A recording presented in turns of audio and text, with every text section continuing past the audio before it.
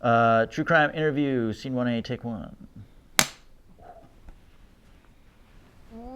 Why don't you go ahead and introduce yourself and tell us why you're here? Yes, my name is Rahul Rai, and I love true crime television, or murder porn, as some affectionately call it. So where did this all begin? Oh, well, I don't know about you, but I'm in a constant fear of my own life. I mean, every time I pass by a stranger on the street, I think he will probably stab me. He doesn't, usually. But you never know. And here's another thing. Every time I get into my car, I check the back seat, always. I will not get strangled from behind. Strangled or stabbed, or heart disease. #1 killer in America. That's right, Peps. Doesn't make it hard to watch crime TV? No, actually, I treat it like therapy. I put myself in every scenario for Canada. That way I know exactly how not to get murdered. Never go to a second location. Never sleep. And never, ever, ever have money. It's a survival choice that I'm broke. So you believe this has taught you to avoid murder? Yes. And if I ever do get murdered, I am going to leave behind so much evidence that will lead back to the murder. I'm going to spread my DNA all over the place. You won't even see it coming. Ping.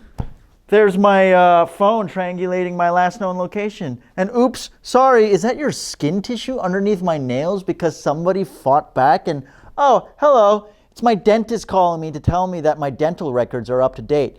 Thanks, Dr. Thompson. It's important for identification. So you know a lot about crime scene investigation. Have you ever pursued it? Oh, no. But I have tried genealogy once where they basically give you a tube, you spit in it, and then you find out if you're 22% Irish or 0.02% Genghis Khan. Or adopted, if you didn't know already. Surprise. But anyways, what's really cool is they actually caught the Golden State Killer using a DNA sample that one of his relatives submitted. Get your mind out of the gutter. It was just spit in a tube. But it seems that the DNA that she submitted matched crime scenes involving the Golden State Killer, and bing, bang, bong, boom, her uncle's in freaking jail. Isn't that crazy? Isn't that crazy? You could be related to a murderer. Like that cousin that's always on conspiracy forums, or that uncle with a soundproof basement. Like, why is it soundproof? Why? Why is it soundproof? Makes no sense. What do you need a soundproof basement for? Why is it soundproof? You know what? Can we? I gotta call my.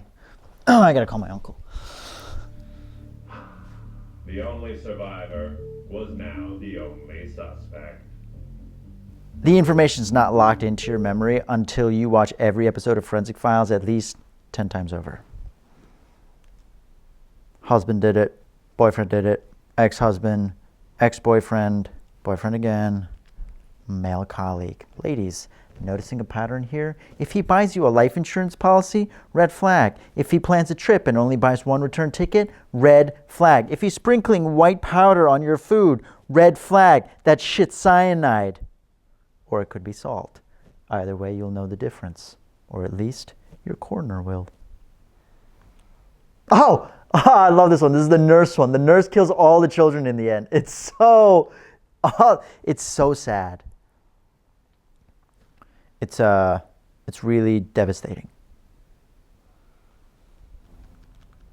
Has crime TV helped you cope with your fear of dying?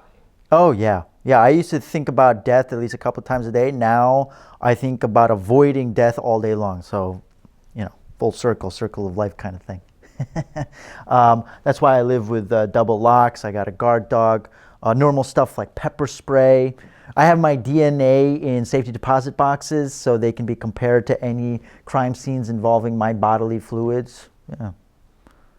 Normal stuff. Anyways, I'm gonna hit the hay and lock up. I know he's talking about a dismembered corpse family, but his voice is like taking an Ambien. Anyways, don't let anybody murder you on the way out. Just joking.